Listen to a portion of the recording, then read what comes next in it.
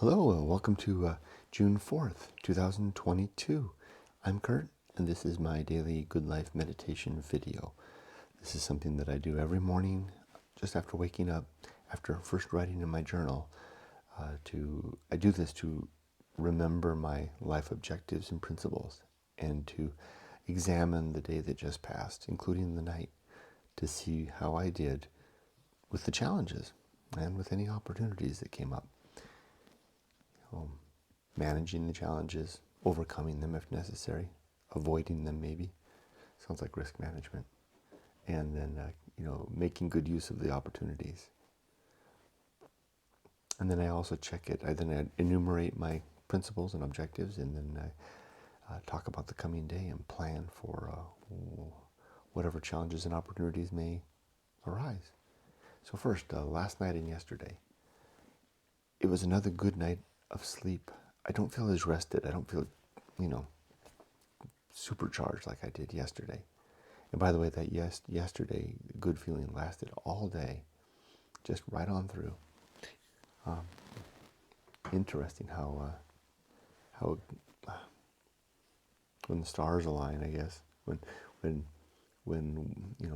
work issues are addressed, and getting enough sleep, and eating well, and getting lots of exercise all seem to contribute to an overall sense of well-being. Plus, maybe doing this, the fact that I do this every day, helps as well. Now, I know that the horror show awaits. It can't last. There's no forever when it comes to feeling good. So I'm ready for that. But so today, I don't feel not good. I feel fine. I'm just not.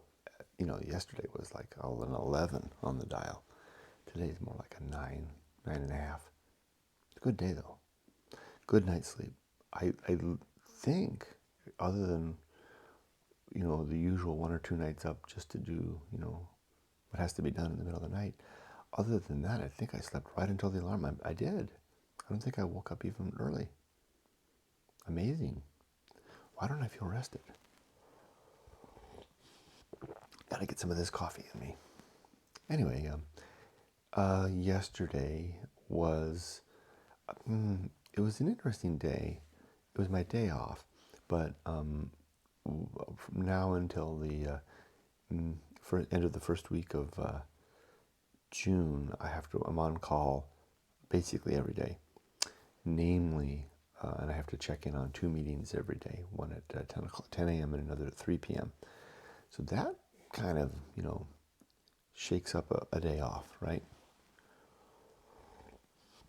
Yesterday was the key day, and it went well. So a little bit of free time, a little bit of work peppering my free time, but I'm finding that there's activity going on. I have to monitor, a communications channel, not like a radio, but on the computer, and so I have to see that all day. And a lot of activity going on yesterday, but so far so good. I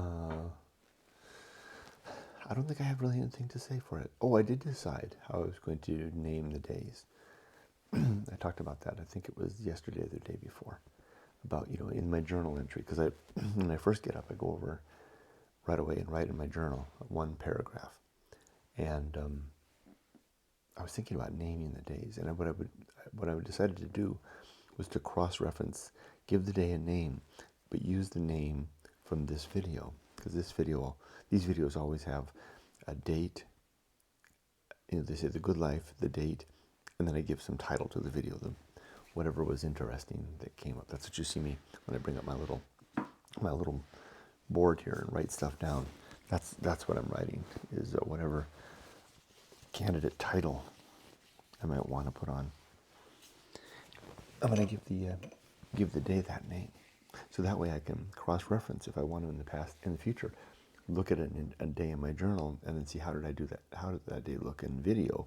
I can just refer back to the video of the same name. Of course, it has the date too. That's it. That's an even better, more accurate reference. And I do get a circle for Friday. All right, I think I'm ready to do the good life. 7 objectives and 30 principles. As follows. My first objective is to always be ready to die, to have my life in a good and settled state, my relationships sound, my finances orderly, my household affairs in good shape, and my life's work complete, or as complete as can be. And it is complete, so I don't have to worry about that. That's done. That's not even a matter of getting sorted. My second objective is to make a good and effective use of my time, to not let my days flitter away or waste away, but to embrace the days for the opportunity that they are. No wasted time, or little wasted time, less wasted time. Number 3 is to develop and maintain good and sound life principles. That's these objectives and principles that I'm enumerating and discussing now. And I do that every day by doing this exercise. Next is to cultivate good emotional reactions, to come into such a state that it's difficult for life to ambush me. I mean, sure, it can ambush me all at once. Try to get to such a state, using the principle of maturity, I try to get into such a state that it is difficult for life to ambush me. I avoid the circumstances where that can happen. However, when it does ambush me, I react well. Next is to perform good actions, doing good things throughout the day, where good is defined as improving virtue, helping with the well-being of thinking creatures in particular. Next is to recognize my true limits and my true opportunities, to see where I can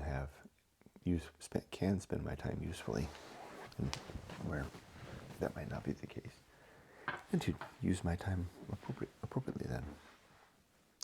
Next is to recognize my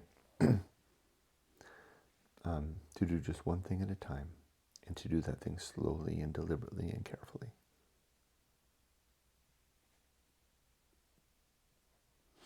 Okay, now my 30 principles. Number 1 is the principle of war, to always be fighting against what I think is true. Number 2 is the principle of reason, and the 4 sub-principles of honesty, objectivity, doubt, and humiliation. Just added the humiliation one.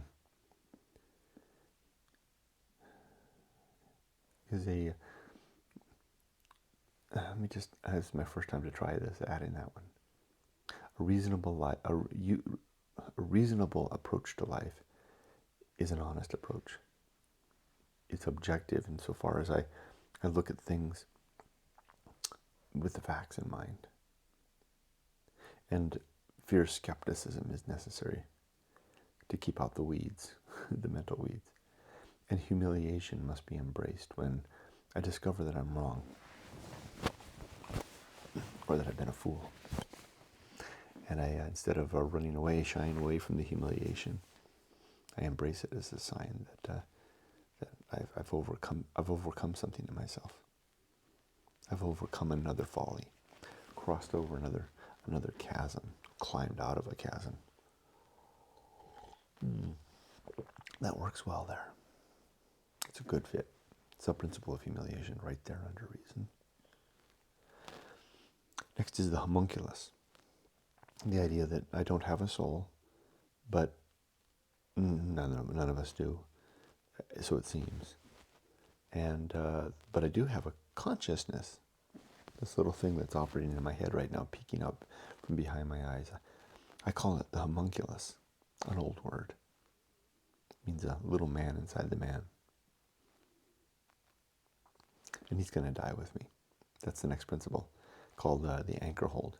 The suggestion that the homunculus is trapped within our skulls, peeking out from our eyes, listening through our ears, sensing the world through our touch and our smell and our taste, in addition to seeing and hearing. That's all it gets to know. That and its imagination. And the homunculus is going to die with us. Next is the home of good and evil. Right and wrong are mere opinions that we hold and maintain. They don't exist in nature. There's no evil amongst the stars, nor good. Purpose is the next principle, and the three sub-purpose are to to raise my daughter and to support the infrastructure of family that does so. Cultivating a very good relationship with my wife, keeping a home that is comfortable and safe and loving, and doing my job, my duty, to ensure that all of that infrastructure is in place to get my daughter into her adult life safely, and then to get the hell out of the way. Can't wait to do the get the hell out of the way part. Plan to retire away somewhere peaceful and quiet, where I can read my books, spend time with my wife and our dogs, and notch out the remaining days before everything falls to pieces. I'm on the last 100 pages of The Life of Samuel Johnson, which is, a 1,500-page book covering his entire life. And he's in his last 7 months of life. Talk about falling to pieces. Man, that man really fell to pieces. And for a man that was terrified of death, he was a strong believer. I mean, he was a Christian. He definitely believed and was a pious man. He wasn't afraid of death per se. He was afraid of the consequence he was afraid of hell. That's what he was afraid of, terrified of it. So his declining health and the seeming arrival of the Grim Reaper filled him with dread and terror. Poor man really suffered in that last year of his life.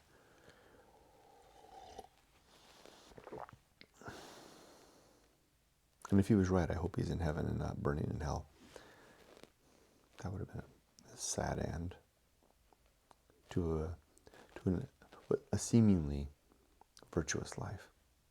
Seemingly, because I don't know what was going on outside of the book.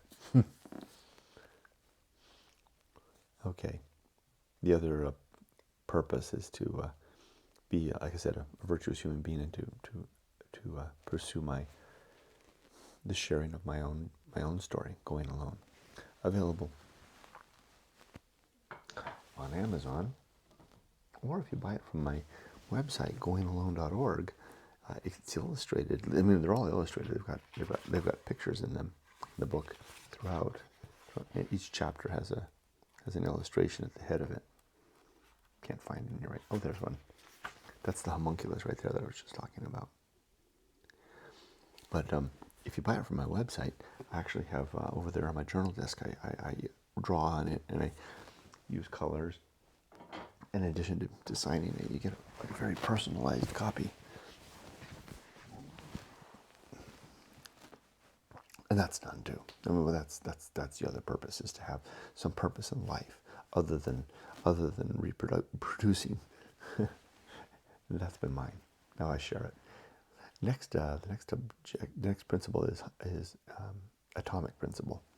The reminder of dissolution, the caution of dissolution, that what I am is going to fall to pieces soon. Then comes the principle of nature, a reminder that everything has some particular nature, and if I can identify what that nature is, I can do much better in dealing with people and things and opportunities and challenges and jobs and cars and everything. The microwave oven downstairs makes a very annoying beep when it finishes its job. It's the nature of that microwave. I know that it annoys me to hear it. I know that if I keep an eye on the timer as it gets close to 0, I'll stand close so I can hit the off switch as soon as it's done and not have to listen to that annoying thing. So it's a way of recognizing the nature of that microwave and knowing that my nature is to be annoyed by that sound, and then to prepare myself accordingly to be ready to turn it off as soon as it's done. And then comes the principle of the pirate ride. Free will seems to be an illusion, a very convincing one, but an illusion nonetheless. because there's too many factors that weigh in on our choices. In fact, they have absolute say in them. It's interesting. What would it be like to make choices in a vacuum in outer space? There would be no choice to make, would there? Maybe the choice of what we think, but even that would be influenced by our upbringing and education and experience before we were plopped into space. What would a mind without any upbringing or experience think about in the deep void? So far deep that you can't even see the stars. I mean, I think there are places like that. I mean, the starlight's there, but it's so faint, you can't see much of anything. I think there are places in the universe like that. It's an interesting mental exercise. Okay, but I don't think free will's real. I think we're molecules. I think we're molecules in motion. We're banging around, and we're tumbling over into our decisions like dominoes falling when they're struck from a particular angle. Only that we're far more complex than that, and that the domino tumble comes from so many various angles. It's hitting us from all sides. Everything that's happening around us. The choices that we make are the result of this way, of the more powerful influence pushing me this direction in this moment, and I say this way, when really it wasn't my decision, or even if it was my decision, it's my decision influenced by so many forces around me that it's not truly my own. It's an illusion, I think. I can't prove that. I hold this principle on faith. And I'd be damned as a result. Okay, next comes maturity and the sub-principles of wisdom and fortitude. We are mature when we remember our past mistakes and failure and successes, and then work to do better in the future. And then the social principle. We are social creatures. We need each other. And then the public speaking. That's another next one. Public speaking. A reminder to use few words, carefully chosen words, deliberate words, and to never ever gossip.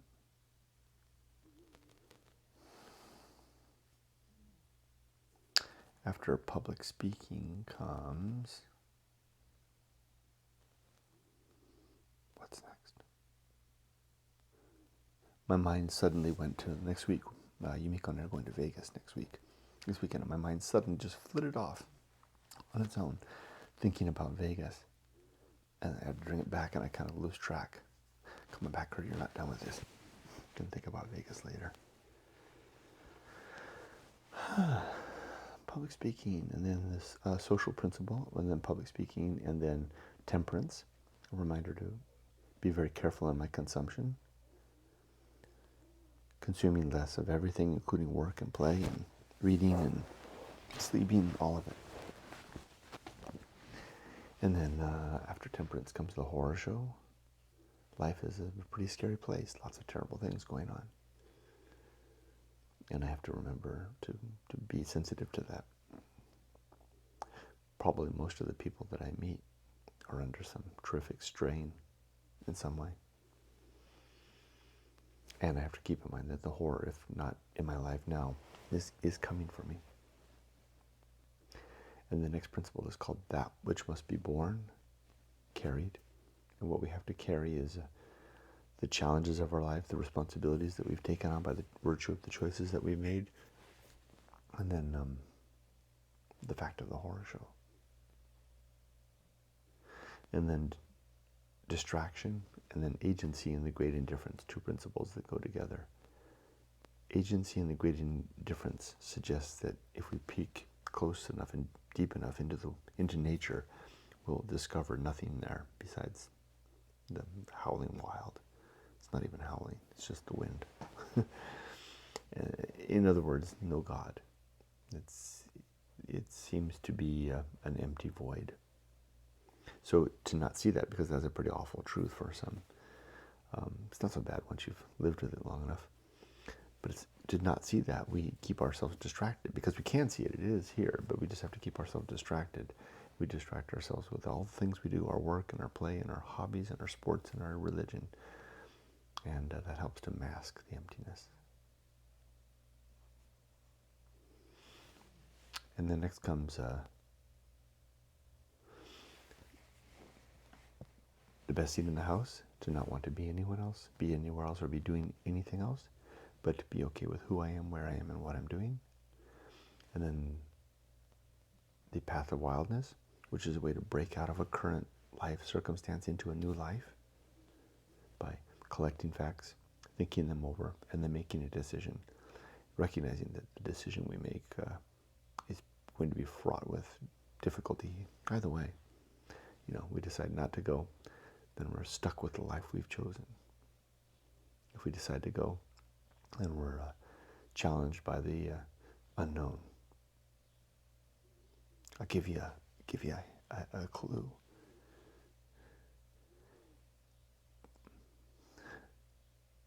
The only way you can fail in choosing the path, the new path, and breaking out of your current life, the only way that can fail is if you've made commitments to the current life, which will suffer as a consequence.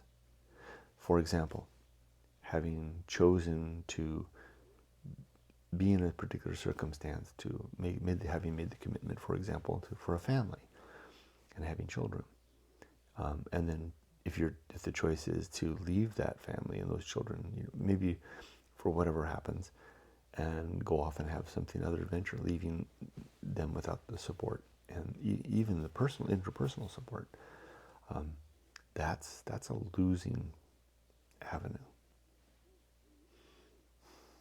It's the wrong thing to do.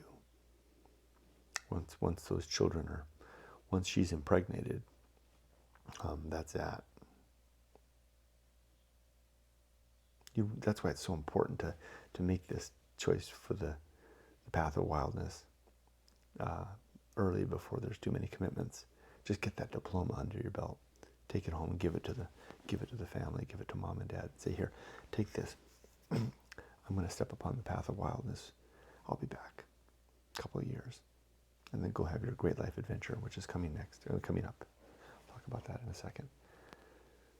Otherwise, if you're young in a circumstance like that, and you didn't get her pregnant, or you're not pregnant if you are a woman, there's no kids on the way or here, that's really the key element, right? I mean, once you've invested yourself in other human beings, in the creation of other human beings, or in their care and welfare, if you've adopted them, then your choice is pretty much settled.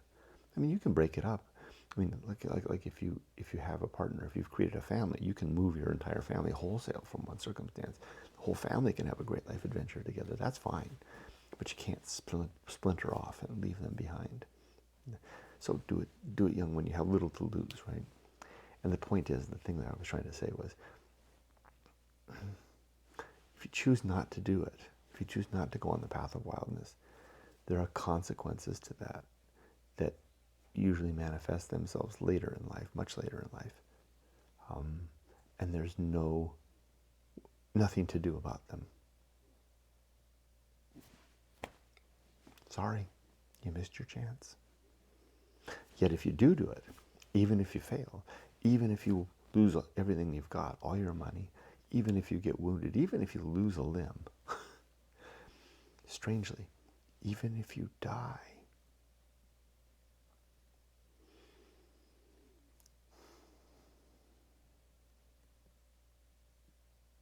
I think you will, but you won't regret it. You won't be able to have no regrets if you're dead. Even if you die part is the strange one, It's a good death. Let's leave it at that. But if you don't die, and you lose everything, maybe even a limb,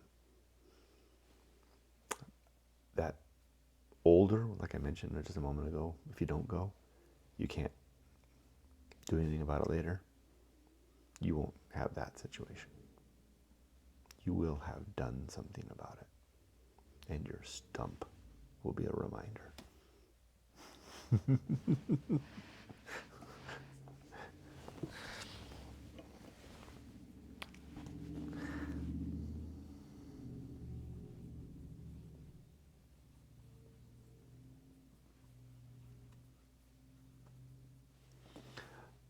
Next is the risk of avoiding risk. The risk of avoiding risk. The surface level and deep level risks. The surface level stuff is, school, job, home, family, security. The deep risk is not doing anything about that desire that you had early on to have an adventurous life. All that stuff I was just talking about. It's tricky to balance both of those. The key is really to just make sure you partner up with somebody that's willing to do both, right? Like I was,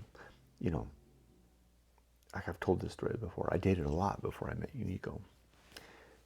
And what really impressed me about Yumiko was that I hear this quiet, seemingly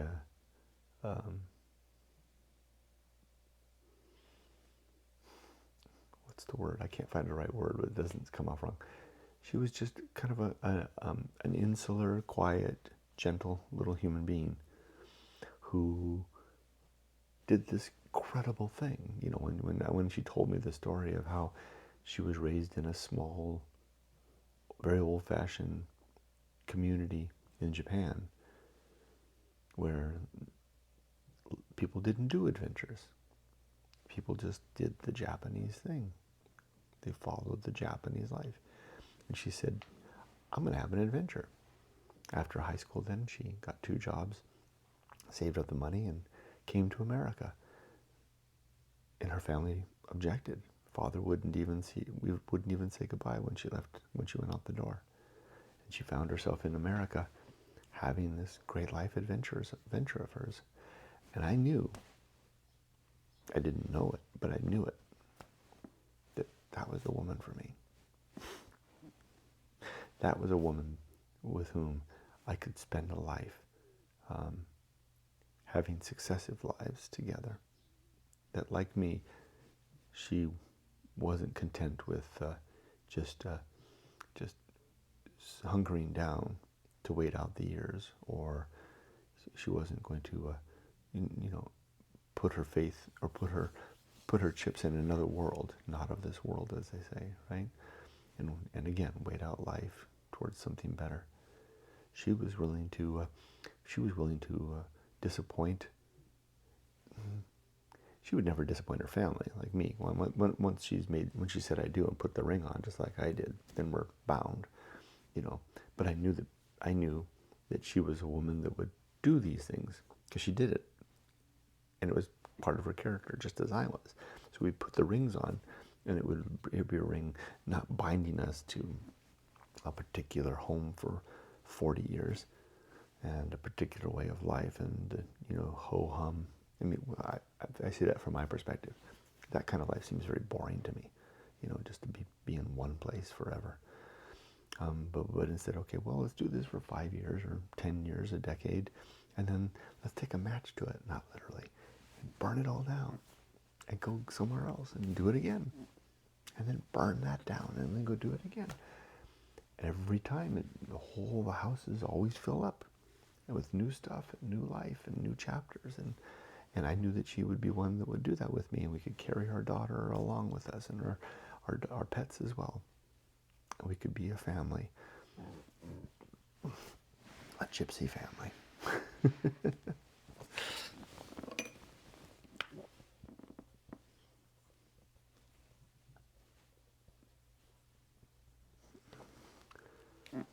So,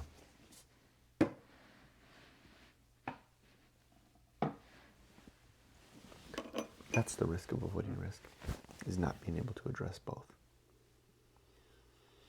You have to pay some price, but it's pretty hard to get away with both of those unscathed. But if there's anyone, if we're going to lay our chips in either one, put the chips in, if you're so inclined, put the chips in the deep risk. Put the chips in finding a way to deal with the deep question of, it's not so much discovering your character, but building your character.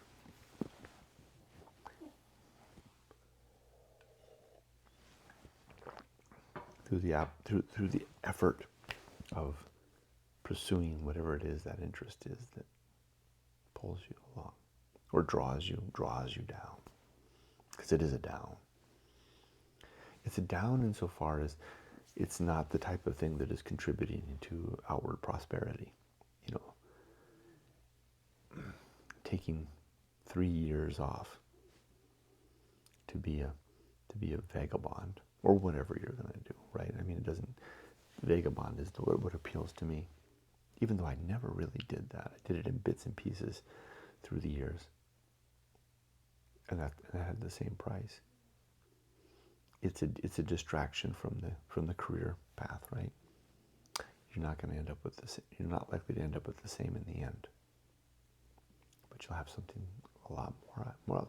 I think is a lot more valuable, maybe. Okay, I think I've lingered long enough on this. Next principle is sin and damnation. The 3 sins in my life are to be untrue, believing things that are untrue, and through gossip. And in particular, these are falsity, credulity, faith, superstition, dogma, authority, and, like I said, gossip. Indulge in any of those and we'll live a damned life. Damned life. Next comes complete oblivion. Just a simple reminder that there seems to be nothing to follow after death. You know, the people that are telling themselves that they're going to see their loved ones in heaven, I think are fooling themselves. At least none of them that I've ever talked to have ever been able to give me any reason to think that that's true, other than their personal testimony, which is nothing more than their, wanting belief in that's the case, or they're abiding some grave tradition, or listening to an authority, or putting their chips in a canonical book of some sort that they believe is connected to some divine presence. None of this can be demonstrated to be true, or at least I've never seen any evidence of that, and I've been looking hard for decades. So it seems that when we're dead, that's the end of us. We're not going to see our loved ones again. We're not going to have a chance to reunite with them and make up for, if we left on sour terms. And there'll never be any final justice. The good news is we won't know that any of that's not happening, because we will not be. It's more than not being. It's just, oblivion is the right word. Complete oblivion. So if that's the case, we better attend to those things now while we have the chance. Reach out to our loved ones. Try to make amends and participate in a just world. That's all this principle suggests. Next comes the great life adventure.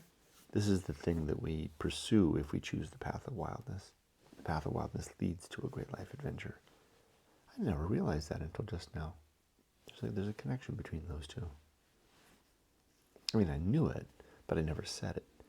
The path of wildness should have a signpost there that says great life adventure this way.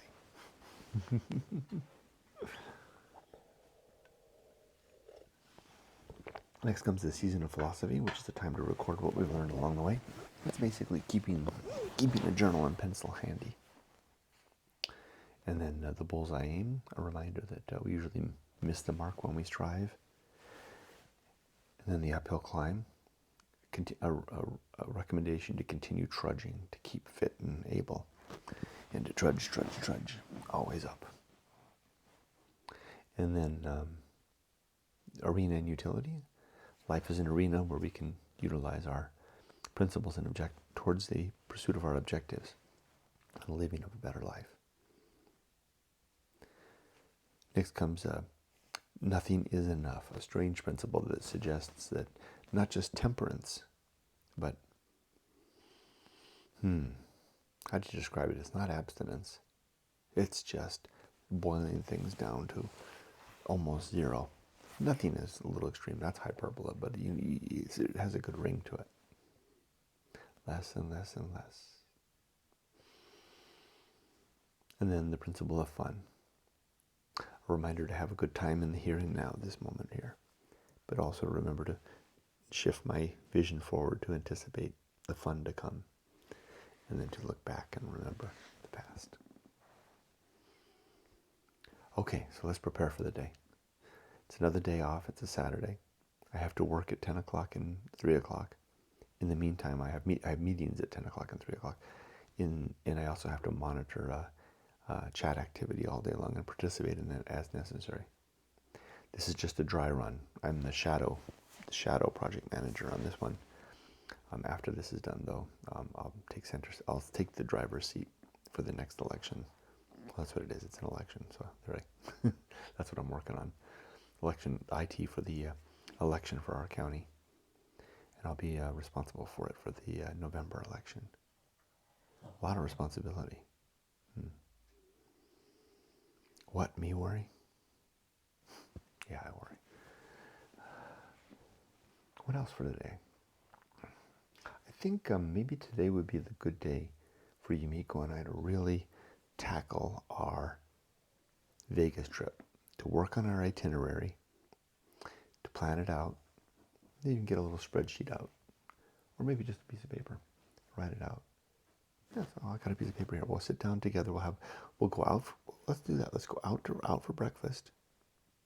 Maybe we'll go to Corky's or Yellow Jacket or Yellow Hat. Take the pad and paper with us and lay out the itinerary for the trip.